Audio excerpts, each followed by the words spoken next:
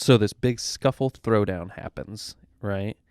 Between the cat that came out of the, not an actual cat, the person. No, a bunch of bugs came out. Yeah, a bunch of roaches come out and they form this dude, and the dude and Nick Cage fight.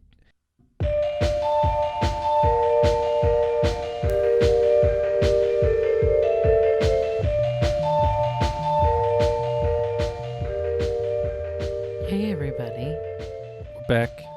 Welcome to the Site Attendant Podcast. Again, welcome back, because I know you just got done listening to the previous 10 episodes in a row, and you're all excited for this one. Oh, if they listen to our unattended, then they've listened to 12 episodes of ours? Oh, yeah. Wait, no. How many episodes have we had? 14?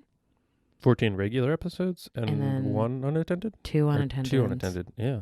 Dang. There you go, guys. Go get you some. 16 episodes. We can't math. If you're just now finding us, go jump on back there and give the old listen. Episode 1's pretty good. Yeah. If I do say so myself. Yeah. A lot of people's episode 1s maybe they might not be as proud of, but Yeah, I'm still pretty proud of ours. A good job. Yeah.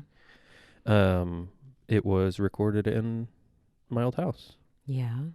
It's ancient times there. It So has been like between this house and your old house, several episodes. We did, 2 or 3 there, I think. Yeah. Yeah. So how are you feeling? About Just- the podcast or life? Just life. If you're listening to this sometime in the future, just know, go pick up a history book and look at the 2020 election. We are in the bizarro unknown land shortly after the 2020 election, where we're just sitting around watching the memes roll in and trying to figure out whether or not people know how to count. And like where they're going to be recounts. Everyone's getting sued. The president is just spewing off a whole bunch of interesting things. Mm-hmm. Twitter is, of course, on fire because Twitter is always on fire. Mm-hmm. I gotta Parler. say, There are a lot of right-wingy people using Parler. You ever hear of that app? No. What's that? It is Twitter for racists. Oh, great. So we're not going to put that in the show notes. Forget you ever heard it. We do not support racists on this podcast. Correct. First and foremost and forever. Absolutely not. So no, don't go look up that app. Correct. Unless you just want to give it a 1-star review and Oh tank boy, it. yeah. But in other I would say equally important news.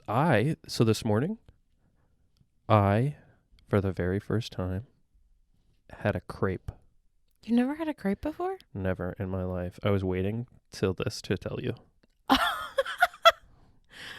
When I was like, do you have any announcements? I have announcements. Okay. Are Super you going to important. tell me on the show? No, it's going to be a surprise. I've never had a crepe before, and I had that one. To be honest, if I'm going to... So I'll review it based on Nick Cage films that we've watched so far. Okay. It is, I would say, it hovers around, the Between Worlds. I would say, somewhere between Worlds and Mom and Dad. That's not a good endorsement. Yeah. It wasn't good. It didn't taste good. It didn't have enough strawberries, you said. Correct. Yeah. So it we was should just start making our own crepes. Yeah. And just overload them with strawberries. So the situation was as follows. One, it was do we crepey. have a pug? Do we have a pug or do we have... it's Frisco. So it was very crepey, right? That was fine. Mm-hmm. But then there was an inch thick layer of cream cheese. Mm-hmm. And I'll tell you, I enjoy a good bit of cream cheese on a bagel. But it was just... Yeah, that's more like cream cheesy icing than actual cream cheese. That was a time. But yeah. either way, I think that announcement is, I would say, equally important. I think that when we can actually travel, see, that's the thing about my anxiety and stuff that's happening is that I can't even go anywhere without feeling guilty. Right. Because usually travel is my literal and figurative escape. Right. I just want to take a few day trip and go somewhere. I'd love to go to Canada because we live closer to Canada now. Mm-hmm. I'd love to just take a weekend trip to Toronto and just find a cheap Airbnb and just like chill out, show Jordan some places that like we've been before, go to some new places. But I can't do that. So I have to sit here in America where we don't do anything about our COVID cases and wait on this election. So In the words of Borat Sakdiev, I love US and A. I also love US and A. I do. I really do. But man, right now is a time. Yeah. But not to raise anyone else's anxiety. There are other good things happening as well. If you're a holiday person, you know, we just had the gay Christmas, as I like to call it, Halloween. And that's exciting, even though it might not have been exactly the way that we used to do it, but It was good. it was a lot of fun. So we have a COVID bubble. Like, we have a very select, like, handful of people that we interact with. And we had those people over, and we roasted 2 whole-ass ducks. Yeah. Costco has whole ducks. Have we Yeah. talked about this on the show before? I don't know if we have or not. They have whole ducks and they have whole goats. Yeah. So, yeah, just, And it was a success. yeah, we had a wonderful time. I've never made duck before. I'm going to go ahead and say I made those ducks Yes. because, like, I pulled out all their giblets and I rubbed them down with You rubbed them, spices. I didn't even get any. Because, like, by the time I got around to, like, getting food, there was barely any kind of, like, duck left. So I was just like, Wow. oh, that's fine. I had already been eating a bunch from the charcuterie board. Yeah, well, So we'll have to make another one. I was going to say, yeah, you should know that it was real delicious. Oh, good. And one of our friends in particular, with a quite strong set of opinions, said that it was very good. Yeah, I was happy to hear that. But yeah, blindness stuff. We played Jackbox games. Oh, yeah. I don't know. Jackbox 7 is the newest one that we have. Jackbox Party Pack 7. And holy cow, is it quite accessible. Yep. I was super happy about that. So I've played Jackbox games before, some of the earlier ones, and it was moderately accessible, but there were still like slices that just I wasn't able to access at all. But this one, I mean, it was nearly perfect. The only problem, and I think it was just like kind of a buggy situation where when like my question or answer was the one being presented, the app was not like letting it read itself out to me, but everything else was working like perfectly. It used to not do that before, right? With Correct. the other versions, Yes. like I would usually read. So like if we take like Quiplash, for instance, for those of you who aren't familiar with what a Jackbox party pack even is, it's just a bunch of like, you know, party games that people play. Yeah, so it's basically everyone plays on their phone, but then the television is like what would be like a game show presenter. Mm-hmm. Yeah, so there are several different games. So like we like to play a game called Quiplash, which is a game that'll like send prompts to your phone and It's you just have like to a answer them. fill in the blank, basically. Yeah. And it's kind of like what's that game called? Cards Against Humanity. Right. In a way, depending on who you play with. Mm-hmm. So it'll like give you a prompt that says like, you know, what to say to your prom date 10 years later. Right. Like, Yeah. so you would just like answer the prompt and then it goes like head to head with another one and then people everyone vote. votes, yeah. On which was the best and you get points and stuff. So like in the previous versions, when anyone's question was up there, it would sometimes read it to me. It was extremely buggy, basically. I had to just like fight with voiceover to get it to like read text that may or may not even be there. But now it's just 2 very clearly labeled buttons, and it's amazing.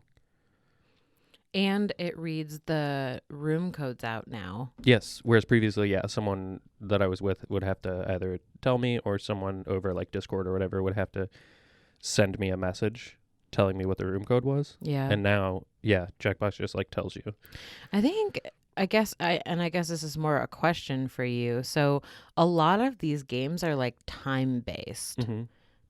Do you find that to be more difficult, especially with like, so we had it wasn't Espionage. It was some other game where like you have to like vaguely like describe this thing and you're given like all these like sentence prompts and stuff. Mm-hmm. And so it's really easy for me to just like Skim. read through all Yeah. of them like Yeah. over and over again to like make a sentence. That one was very difficult for me. Yeah.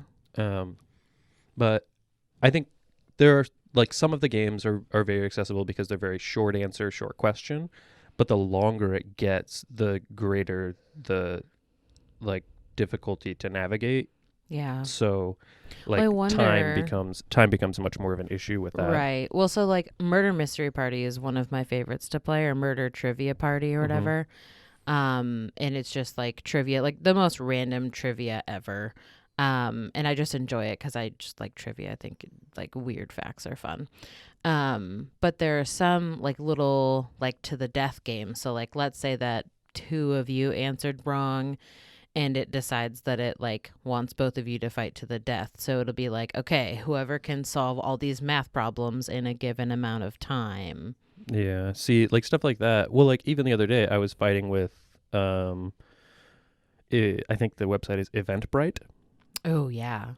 I was trying to book some tickets and It gives you like 60 seconds. it gives you 60 seconds, but you have to fill in your first name, your last name, your email address, your mailing address. You have to prove you're not a robot. Yeah, all that stuff.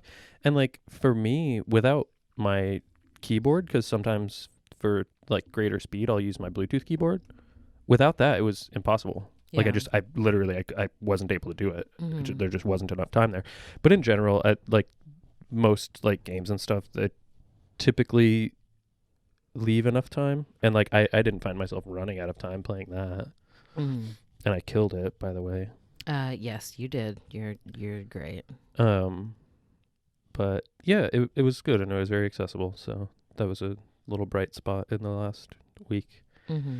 And Thanksgiving is coming up, and for those of you who observe Thanksgiving in a non like traditional way, which is totally cool with me, I think that that's a lot of fun. Like, I think we're probably going to try to get the COVID bubble together again to just like have some kind of a Thanksgiving-y thing. And I'm already looking at like cutting up like a nice, like, what was I looking at? Like, not flank steak. It was some other kind of steak the other day. Because like Meyer sent me a recipe where you like shove the cloves of garlic inside of it and all that stuff. And that sounds really good. My dad has always just done like a watch football and eat steak kind of a Thanksgiving before. Because like we never got together as like a really big family for Thanksgiving. Yeah.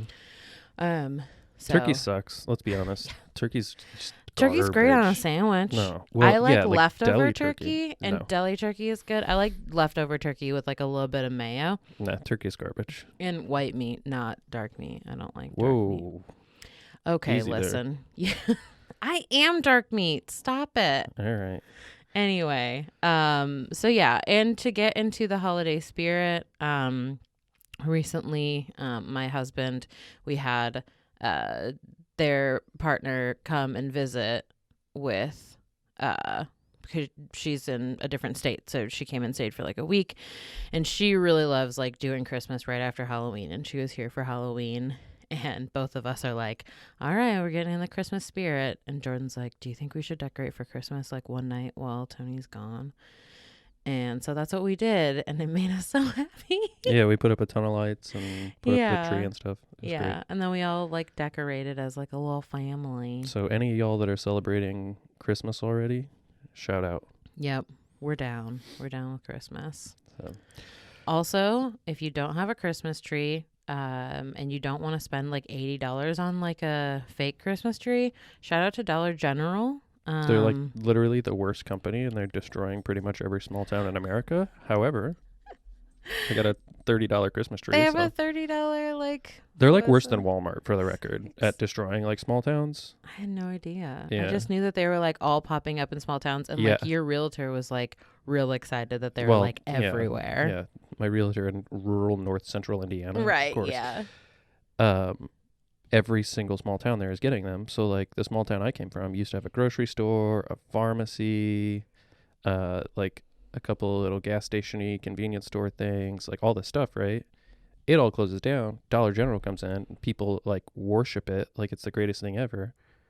Whereas there were previously like locally owned businesses doing what the Dollar General is now doing. So like it's basically what everyone was thinking Walmart was going to do. Dollar General is spreading into these even smaller towns and like busting things up.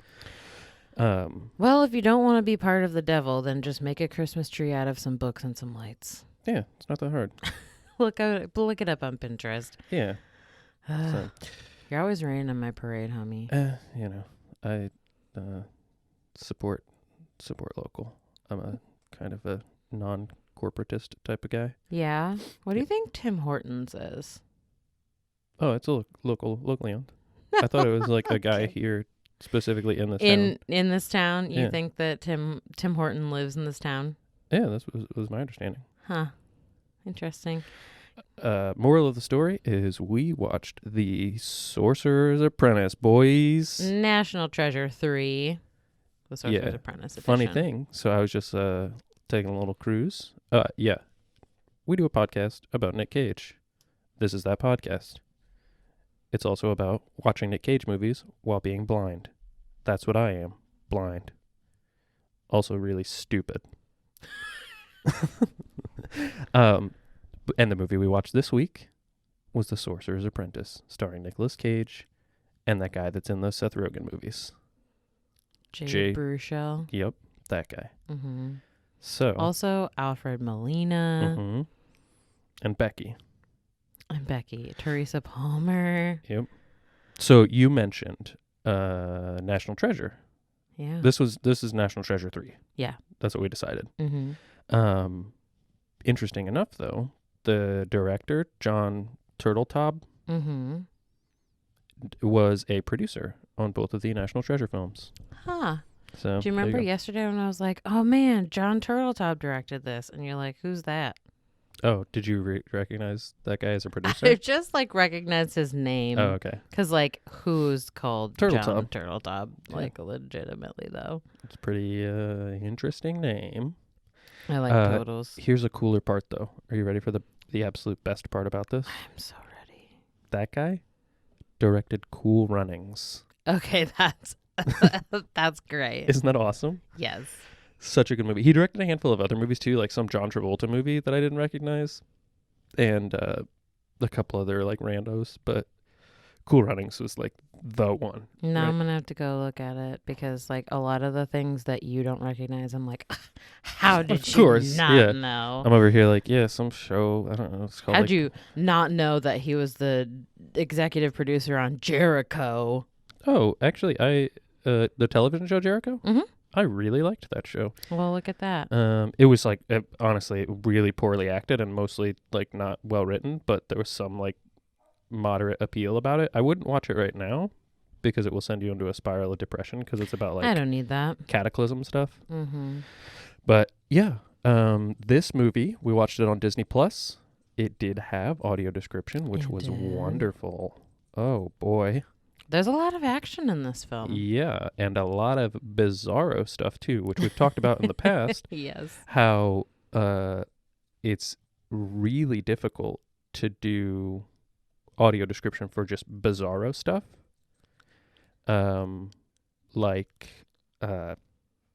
What was it in G-Force? Like the toaster grows legs and ambles across the counter, like that kind of thing. Mm-hmm. And there was a lot of that in this. And I actually just saw a comment from someone that does audio description in one of the Facebook groups I'm in.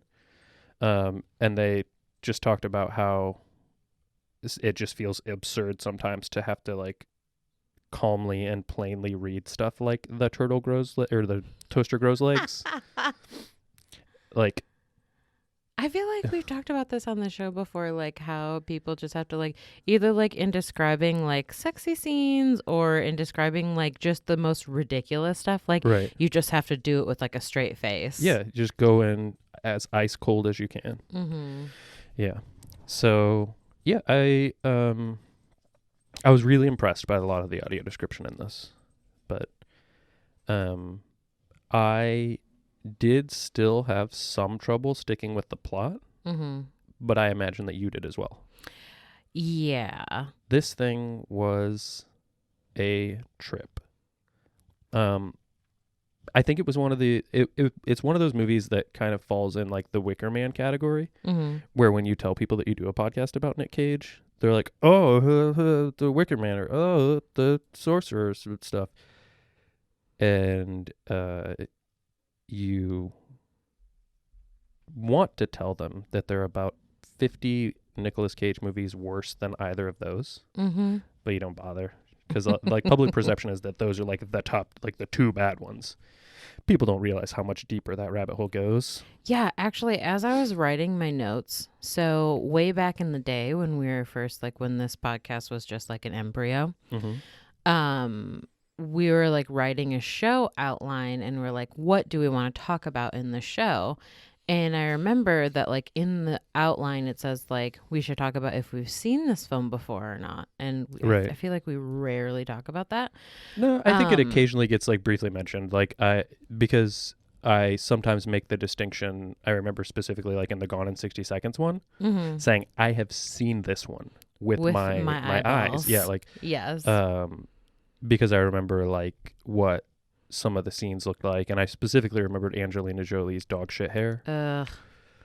Yeah, I mean, and Gone in 60 Seconds was also like the conception film to this whole podcast. But I'm starting to realize that like I hadn't really watched Nick Cage films before, because like I would say with the exception of National Treasure, I don't know that I've seen most of these films.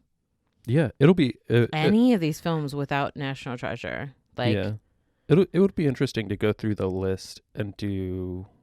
So like we've got a spreadsheet, so it'd be interesting to show that to the like Facebook and Instagram and stuff at some point. Like what we rank each one, whether we had seen it before, you know, going to watch it for the podcast. It'd be just an interesting like thing to visualize, I guess. Yeah.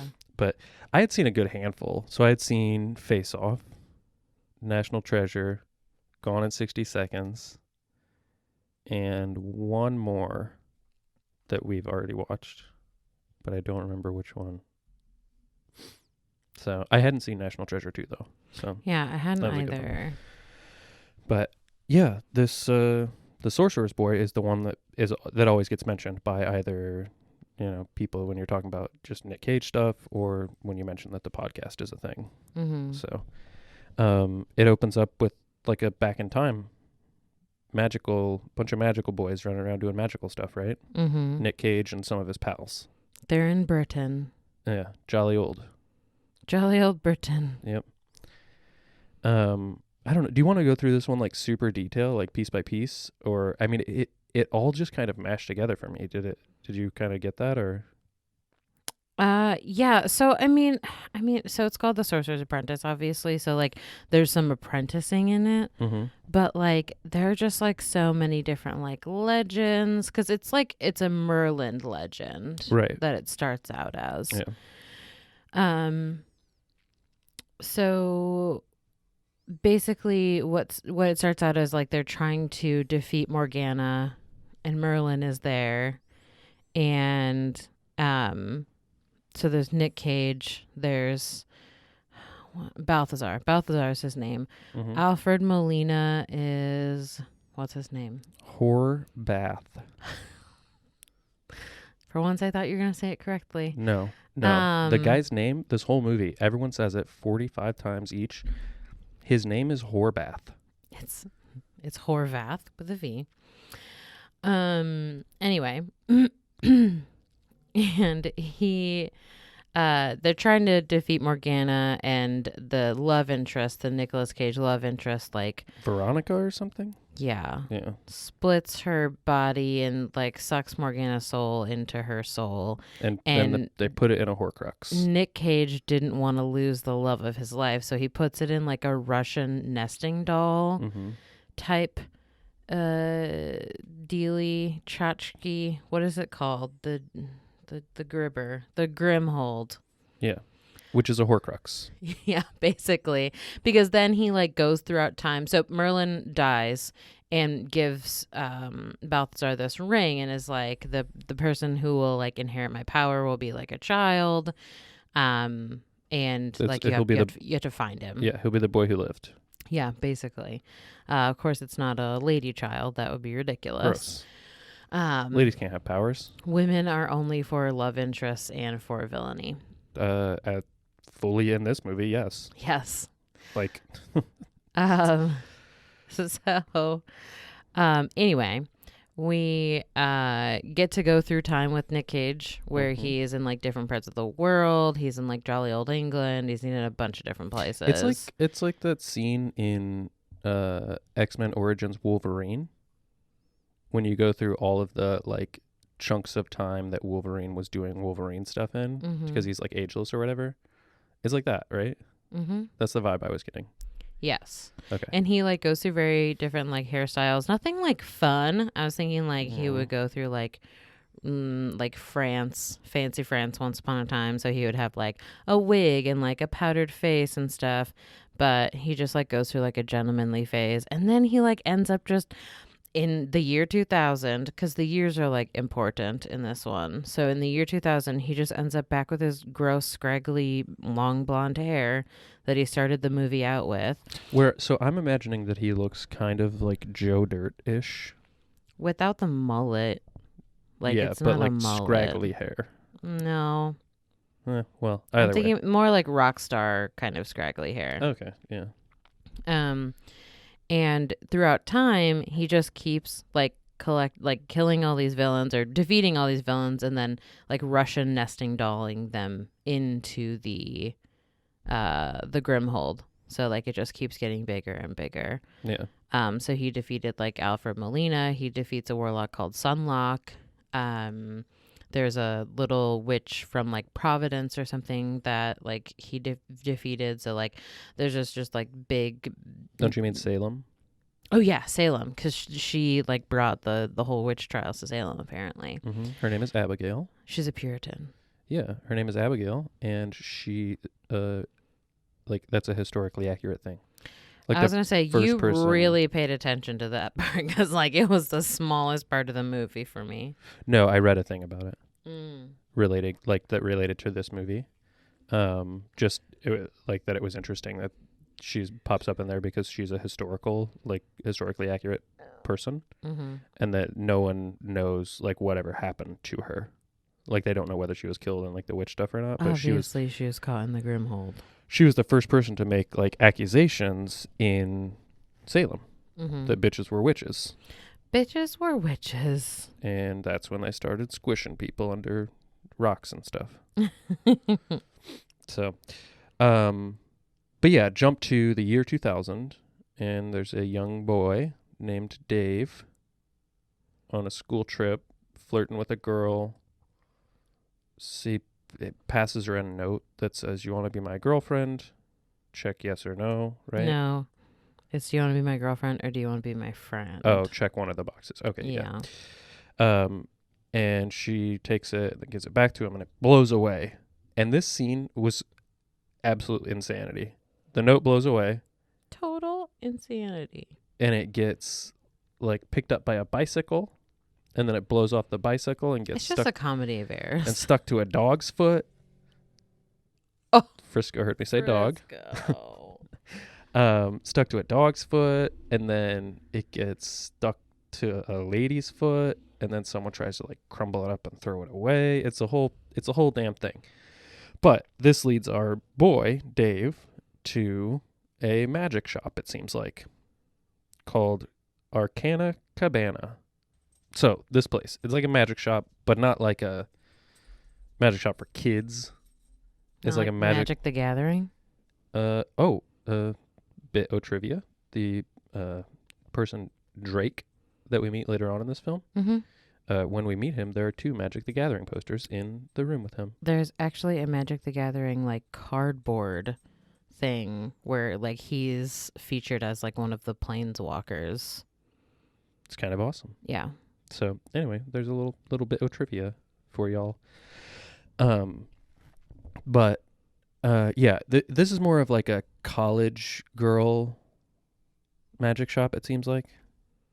Like College girl? yeah, like No, college. this is like a Doctor Strange, like ye olden time magic shop. Okay, not like girls who put crystals in God, their. no. Okay.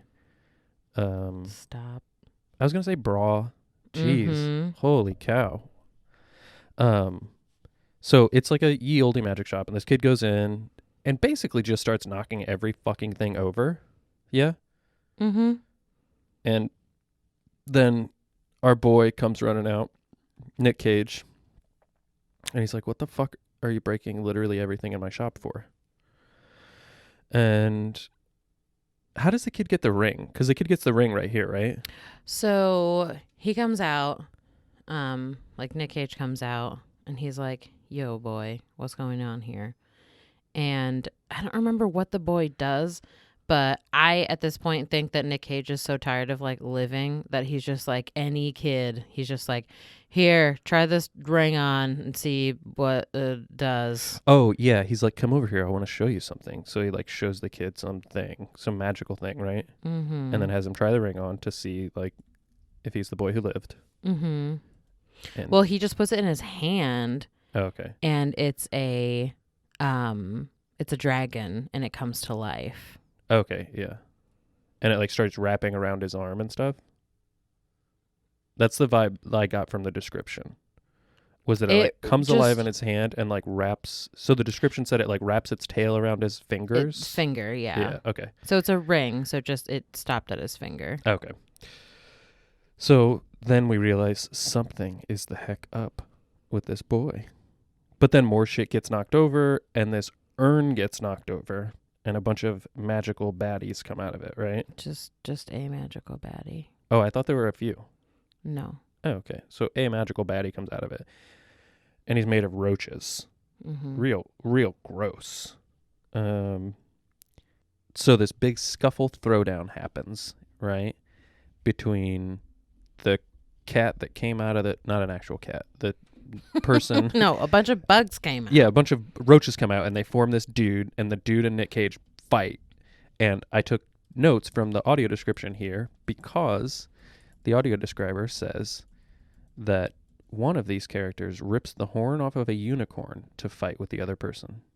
And then someone wields an African mask to fight with them too. Really interesting things to have to audio describe. I also made notes here, but it was not on those things. Oh, what were your notes on? The audio describer describes one as the bad sorcerer. Hold on, let me find my notes. I don't have my glasses on. Grumpy boy and the nice the man. good sorcerer is Nick Cage, and Horbath is the bad sorcerer. No. So, like, audio description, like, obviously, like, you knew who were the good and the bad guys before, but I feel like audio description is really, like, setting you up there. Right. Well, and so, like, too, consider that this film is made for children, not adults. So children may need a bit more of, like, direct guidance there, too. Mm-hmm. But I mean, this movie is kind of all over the place, so oh yeah, it's as much just guidance wild as as hell. possible. Yeah, which, like I said, we're not gonna hit every little detail because there are like 50 separate like fight scenes. There's a chase scene. There's a whole bunch of shit. So, but at this point, the kid makes his way out of that building, and he was on a field trip when he went running after that note, right? Mm-hmm. And his teacher's there scolding him like, "Where'd you run off to? I can't believe it." And he tries to explain that there are two wizards battling it out inside of that building. And so he walks back in with his teacher, and everything's back to normal. There's no fight. Nothing's on fire. But where did the wizards go? Yeah, they disappeared. At this point, though, we do get a bit of a Billy Madison moment where the kid got like water spilled on his pants, and everyone's like, Dave peed his pants. And you said, of course, if You're peeing not your pants is cool. cool. You're not cool unless you pee your pants. For real. From here, we pretty much immediately cut to 9 years in the future, which is 2009. Jordan, I don't know where you're getting your facts from. What? First of all, do you know where the wizards went? No. Okay. So did they? Oh, yeah. they end up I in do. that Okay. vase? Yeah, they go back inside the vase. And it's 10 years to the day from that day. I love like just like the almost knowledge that you have. Hey, leave it alone. So you do this about a lot of things. Yeah, I get you close. So yeah, 10 years in the future is when the urn opens again. And so we cut to our main character, Dave, opening like a drawer in his bedroom, and he's still got that ring that Balthazar gave him. Yeah? Mm-hmm. And then jump to Nick Cage reappearing, right? Alfred Molina appears first. So like this couple had purchased the big urn. Oh, and he like pops in. He like pops out and he's like, "Am I the first one out?" And they're just like dumbfounded. They're like very upset that they bought a haunted vase. I'd be super happy. I don't know. Depends on I like haunted stuff. You know that I like that we have a ghost. Yeah. And then Nick Cage appears and pretty much immediately goes to find his vehicle, which I believe, I may be incorrect, but I believe is a 1935 Rolls-Royce Phantom. Do you want me to confirm that for you? No, I am. You know for sure. Well, it's either a 35 or a 34. I don't remember, but either way. And the like parking attendant or whatever is like, "Hey, that thing's been parked here for 10 years. It might not start." And it just magically like beautifully operates because, it's made of magic. I gotta love magic. Yep. Fixes your cars and stuff. So, I mean, we all know where this is going, right? Like, Nick Cage goes and finds the boy and says, "Hey, you're a wizard, Harry." Yes, exactly. And it's, hesitant boy, not sure if he wants to get involved in the magic stuff because he's been made fun of the last 10 years for having a weird freak out at a magic shop on a field trip. But Nick Cage finally convinces him to give it a shot. And so he starts training as Nick Cage's apprentice, making our boy Dave the Sorcerer's Apprentice. What? Yeah, it's the name of the film. Oh. Okay, so we have to talk about a few things. Mm-hmm. Nick Cage wears a really sweet fedora. Yes. Under or on top of his gross hair. Mm-hmm. They're looking for the Grimhold. The Horcrux. The Horcrux, yes. And there's the next Grimhold boy that comes out, the next boss. Yes. Is Sunlock. Mm-hmm. Have you heard of the band Sunlux? No.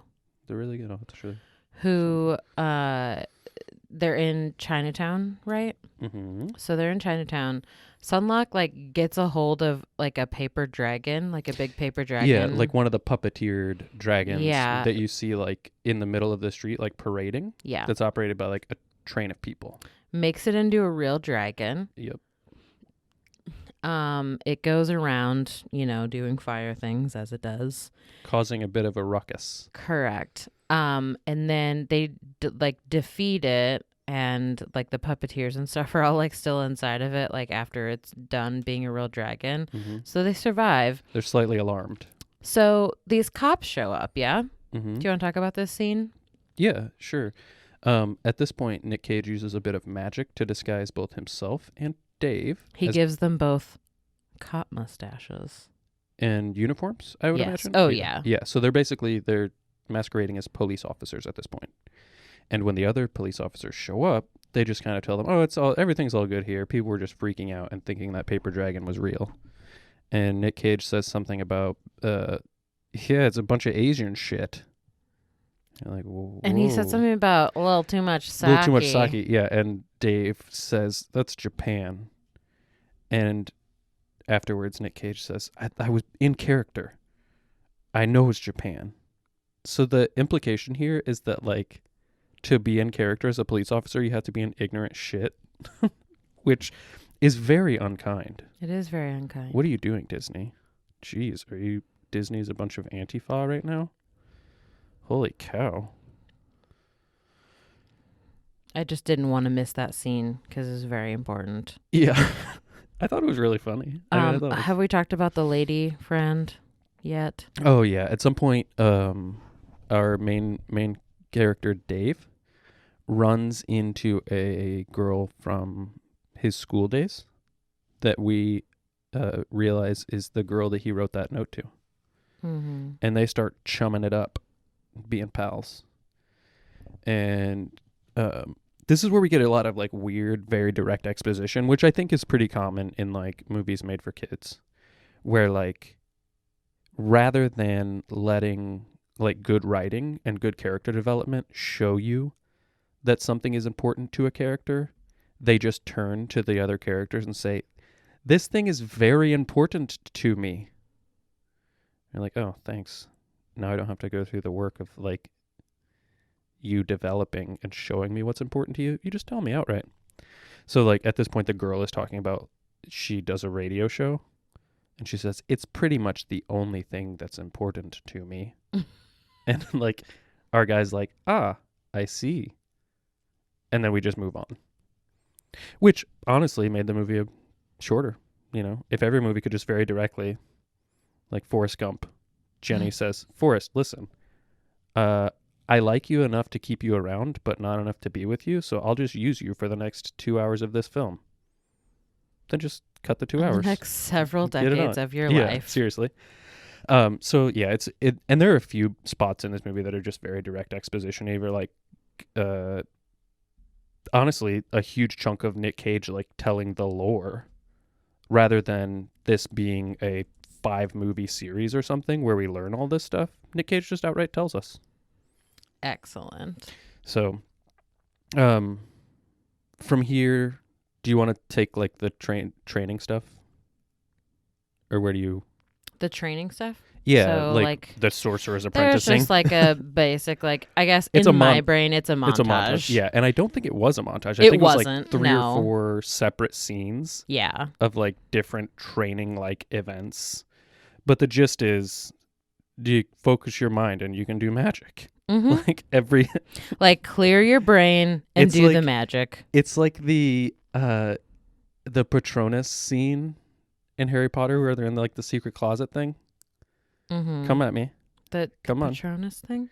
Yeah. The boggart? There maybe. I don't know. The boggart in the closet. Let me describe it to you and you tell me what I'm thinking about. I don't know enough about this Harry Potter thing. But it's when Harry there's a secret room and he takes everyone in there and he's teaching them magic. Okay. That's Patronus, right? The room of requirement. Yeah. But they're Dumbledore's army. They're learning the Patronus stuff, right? They're learning, yes, Expecto Patronum, because this is year 5, and he learned it in year 3. Okay. So I specifically remember like Luna is good at doing Patronusing in that closet. Mm-hmm. And then Malfoy and Grima Wormtongue go and find him because they see someone walking through the secret door. Mm-hmm. So yeah, it's like that scene, but with Grima Wormtongue. yeah, right. That's the guy. He's the leech or whatever his name is. What? What's the fucking guy's name? Are you talking about the like the guy who has not Crane Johnson, Mrs. Norris? The groundskeeper. Well, I mean, technically the groundskeeper is Hagrid. He's keeper of grounds And Keys at Hogwarts. Keys at Hogwarts, yeah. But no, I'm talking about. I just want him to be Grima Wormtongue. Like, Yeah, he's he's pretty much doesn't have Grima. a name now. You know who Grima Wormtongue is, right? Yes. Okay. From Lord of the Rings. Yeah. Of Okay. course. Okay. He fucks up Theoden King. Yeah. Yeah, he's got like a spell on him. Anyway, moral of the story: the next like 8 scenes basically montaged in my brain and jumped to. That's essentially what happened to me too. Yeah, and I feel like that happens in a lot of movies that are like made for kids, right? Like some of the scenes in that. They don't have to make a lot of sense. Yeah, it's just like here's cool stuff and bright, fun Hey kids, lights. you like cool stuff. Check this out. It's cool stuff. Yeah. But yeah, I guess so from here we can kind of just jump towards the end. Unless do you want any middle stuff? Well, there's Any more so middle there's stuff? Horbath. He recruits a guy, Drake. the magician Drake or the the magician, yeah. illusionist. Oh, basically, yeah. So at this point, Horbath is, my understanding at least, is collecting Infinity Stones. Right? Yeah. So he is. He has a staff, and he is basically killing other witches and wizards and putting their like souls in his staff thing. And that's making him more powerful, yeah? Yeah. Okay, yeah. So he's like Infinity Stone collecting. Yeah. So he has to destroy Drake. He has to destroy the little witch girl. Abigail. Yeah. Yeah. And then he needs Merlin's ring. Yeah. To add to the thing, and then he'll be all powerful. Mm-hmm. So at this point, we get kind of a final showdown, right? Mm-hmm. Yeah, I'm going to see. Oh, okay. There is one scene that I do really want to talk about. It was the Fantasia scene. Oh, yeah. So our main guy, Dave, is after this girl, right? The girl that he was, wrote the note, check yes, no thing. And he's having her over to his like secret underground bunker for a date and forgets about it and needs to hurry up and clean up. And so what does he do to clean up? He is just learning magic. And so he enchants these like mops and brooms and all kinds of things to help him clean, or basically just clean for him while he goes and fucks off. Yeah. So he comes back and the whole place is like flooded and everything is messed up. And like there's this whole like Fantasia scene that it like I thought it was really good. Like, yeah, it was really and the music is exactly the same. Mm-hmm. It was perfect. Shout out. Yeah. Fantasia. Shout out to that. Yeah. That was one of my favies. So yeah, I mean, with obviously alongside the montage thing is the very obvious like romantic development between our character and this gal. Mm-hmm. Which as we approach our final scene, that comes back to bite him in the ass because the baddies take her and hold her hostage momentarily. And he trades the ring for the girl, right? Yes. He trades the ring and the Grimhold because for the girl. For the girl, yeah. Which Nick Cage, when he finds out that happens, obviously I would think would be pissed, but he says, "I understand. I would have done the same thing." Yeah. What? Yeah. No. But I mean, like he did, like. I mean, he trapped his woman in the thing. Yeah. Yeah. Yeah. So like we see like some do anything for the woman type stuff here, which is whatever. And so here the baddies are running away with their ring and grim hold, and Nick Cage and our pal Dave are chasing them in the car, right? Mm-hmm. And this is basically my notes became like what Nick Cage car movie chase, was happening. Yeah. The big fight scene. Well, honestly, like I wrote like, okay, that's very National Treasury. Yeah. And then the car chase, Gone in 60 Seconds-y. And there was one more, I can't remember what it was, but so yeah, here we just get a big old car chase in the Rolls Royce again. And there's like some finger snapping where they're changing the one car changes to a Mercedes and another car changes to a Pinto, and it's a whole bit. But eventually they catch up and we have our big final showdown where our main character basically like electrocutes the baddie, right? And then gets the girl. So the baddie is Morgana. Oh yeah, she comes. Forget like all about Morgana. Yeah, and honestly, it's there's very limited focus on her character throughout the thing. We're really focused on Horbath, and Horbath finally brings Morgana back, and Horbath and Morgana are fighting with Nick Cage and Dave, and Dave it kills them. He kills them. That's Sad. essentially what happens. And Nick Cage had been flying around on this like eagle statue or something. And that's like the last scene of the movie is our boy Dave and the girl flying off on the eagle thing to go. Well, you forgot about the defibrillator. Oh, Jesus. Yeah. Nick Cage is dead, right? Yeah. Dead or dying. And so the boy uses lightning magic to defibrillate him back to life. Mm-hmm. Yeah. But I mean, I didn't necessarily want to like speed run this episode, but I definitely did not want to get bogged down in the details. Yeah. And I'm sorry, but if you want more detail on this movie, watch it. It's on Disney Plus. It's got audio description, and it is what I would call fine. Yeah. What is your rating? Gosh, I didn't think about it. Gosh. Golly. Gee willikers. I'd say 5.8. Okay, I have a 5. Yeah. Do you want to guess what IMDb's rating is? 4.2. 6.1. Whoa. That's Well, almost how tall you are. Yeah. Nice. That's not bad, I guess. No. I mean, it's not garbage, Mm-hmm. but it's definitely not like not out there winning many awards. Mm-hmm. Which did it win any awards?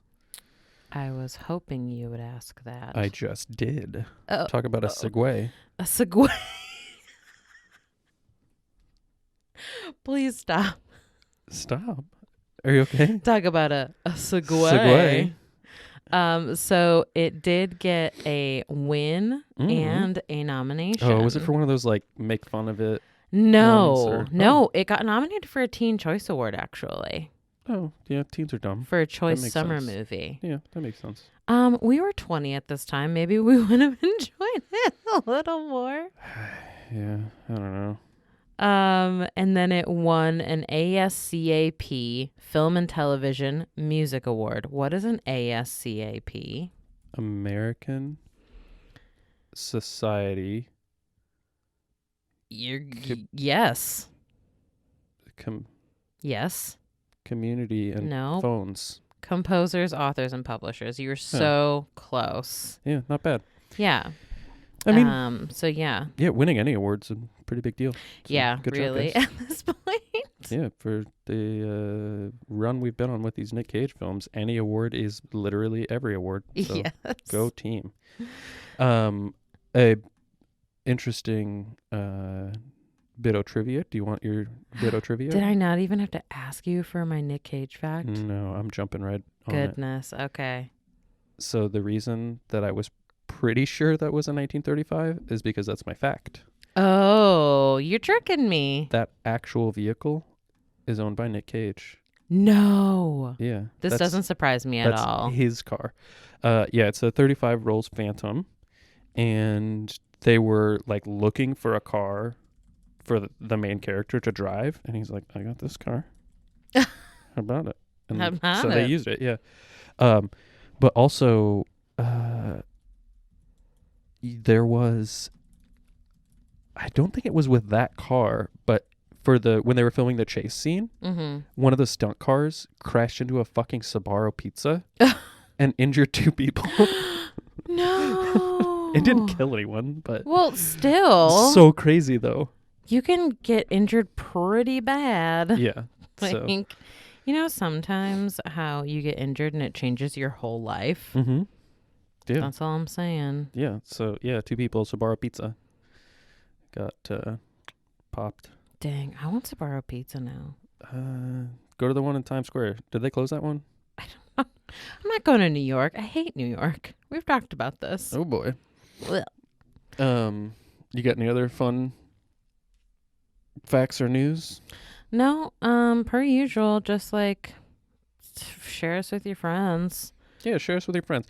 It'd be a big help if you could jump on the old Facebook and share one of our posts. That's your assignment this week. Twitter is also a big one because of hashtags. Because, like, I know that people use hashtags on Facebook, but, like, mostly people are used to seeing it on, like, Instagram Twitter. Yeah. If you follow us on Instagram, go ahead and like, if you have like the repost app or whatever, feel free to like repost us. Like that is absolutely totally fine. But we just want to keep making content for you guys. Also feedback again, like I know we kind of harped on it a lot in the beginning. But definitely like feedback if Yeah, you we have wanna hear from you questions. We guys. love questions. Oh my gosh, I love talking about you guys on our show. So feel free to ask us questions. Share us with your neighbors, share us with your racist grandpas, share us with anyone that you're fighting with on social media. Yeah. Just, or anyone that you think would be interested in it. We have a lot of people from all walks of life listening to us. So just tell people. Yeah. We love you, and we're excited for there to be more of you and excited for growth. So, you got anything else? No. All right. Love you. Bye.